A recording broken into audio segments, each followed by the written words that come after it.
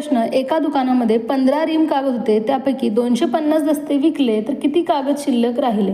तर पहा, 15 रिम कागद म्हणलेले आहे. मग एक रिम म्हणजेच किती असतं? एक रिम म्हणजे 20 दस्ते असतात. एक रिम म्हणजे 20 दस्ते, 40 डझन आणि 480 कागद असतात.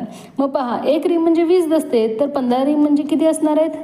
20 गुणिले 15 करायचं आपल्याला. मग पहा, 300 दस्ते निघालं. 300 दस्ते हे उत्तर आलेलं आहे. मग 300 मधून आपल्याला 250 वजा केल्यानंतर पहा किती दस्ते शिल्लक राहिले? 50 दस्ते इथे शिल्लक राहिले आहेत. मग 50 दस्ते म्हणजे किती कागद हे विचारलं आहे आपल्याला.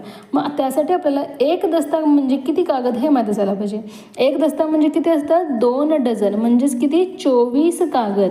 मग 50 दस्ते काढण्यासाठी आपल्याला 50 गुणिले 24 करायचं आहे. मग पहा, 0 0 24 5 120 म्हणजे 1200 कागद इथे शिल्लक राहिलेले आहेत. 4 नंबरचा पर्याय पहा बरोबर आहे. याच पर्यायाला तुम्हाला गोल करायचं आहे.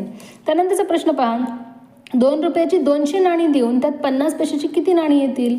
2 रुपयाची 200 नाणी म्हणजेच किती होतात? 400 रुपये. आणि 400 रुपये म्हणजेच किती पैसे? 40,000 पैसे. कारण 1 रुपयाबरोबर किती असतं? 100 पैसे असतं. गुणिले 100 फक्त करायचं आहे. मग भागिले 50 करावं लागेल, कारण 50 नाणी किती येतील हे काढायचं आपल्याला. 0 0 कॅन्सल, 5 8 40, 0 0 म्हणजे 800 इथे 50 पैशाची नाणी येतील. एक नंबरचा पर्याय बरोबर आहे. ना यालाच तुम्हाला गोल करायचं आहे.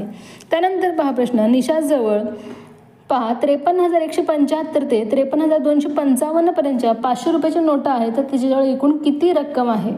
तर आपल्याला एकूण रक्कम काढायचं आहे. यासाठी तिच्याकडे 500 रुपयाचे किती नोटा आहेत हे काढायचं आहे. मग त्यासाठी आपल्याला काय करायचं आहे? 53,255 वजा 53,175 करावं लागेल. मग पहा, 0 15तून 7 गेले, 8 राहिले, हातचा 1 0 म्हणजे 80 नोटा तिच्याकडे 500च्या आहेत. मग हे दोघांचा आपल्याला गुणाकार करायचा आहे. हे 3 0 8 5 40 म्हणजे 40,000 तिच्याकडे एकूण रक्कम आहे. मग पहा, 40,000 कुठे आहे? 2 नंबरच्या पर्यायामध्ये. यालाच तुम्हाला गोल करायचं आहे.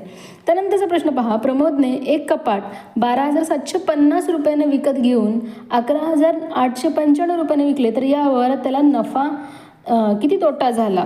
तर पहा, विक्री किंमत कमी आहे म्हणजे तोटाच झालेला आहे. मग किती तोटा झाला आहे काढण्यासाठी आपल्याला खरेदी किंमतमधून विक्री किंमत वजा करायचं आहे. म्हणजेच 12,750 वजा 11,895 करायचं आहे.